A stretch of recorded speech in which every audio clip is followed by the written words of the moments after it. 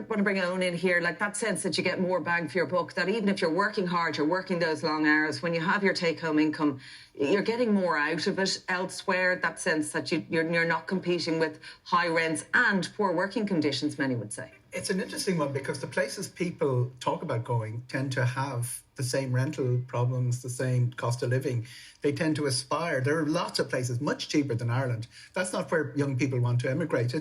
They passed as a foreign country, LP Hartley, but Mary did in the 80s. It's very different. It was a life choice then.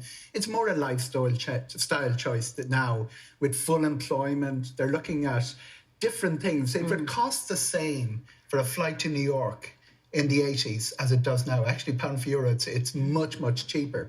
People can go abroad, and it's not like they were emigrating with the American wake of our grandparents' generation, because they're commuting back and forward. Even from Australia, they go to places like San Francisco where the rents are horrendous, New York, Sydney, Melbourne. They don't go to poorer countries where rent and all of that. And we have, although there is a cohort that does that. There are 80,000 Irish people heading off for the winter to live in Spain.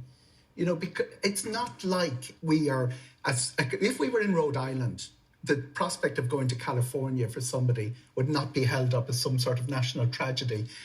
The emigration of today is more a lifestyle choice, and we're one of the original global countries. We're one of the original globalised countries. Yeah, young people happy to live here. I mean, would you say, Eoghan, when it comes to the tech jobs that are out there, that actually what you're seeing is a big divide? There are the people who are earning really well, who can afford those very high rents and live very comfortable in places like Dublin and bigger urban areas.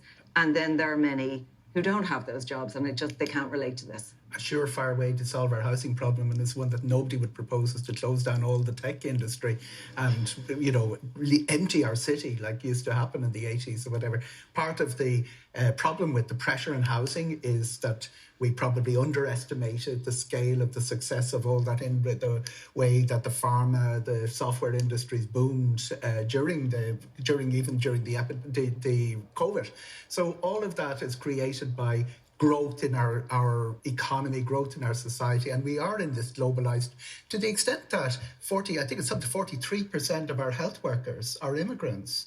Our system would close down without those Filipino nurses and those Indian and Pakistani doctors. And while people are talking about, the doctors and the nurses will get more in Australia, the power of the Irish passport and the access to visas and work permits that we have that isn't available to the Philippines and Bangladesh and places like that means there's almost like a displacement of our doctors to somewhere else. And then we're taking doctors from countries that need them.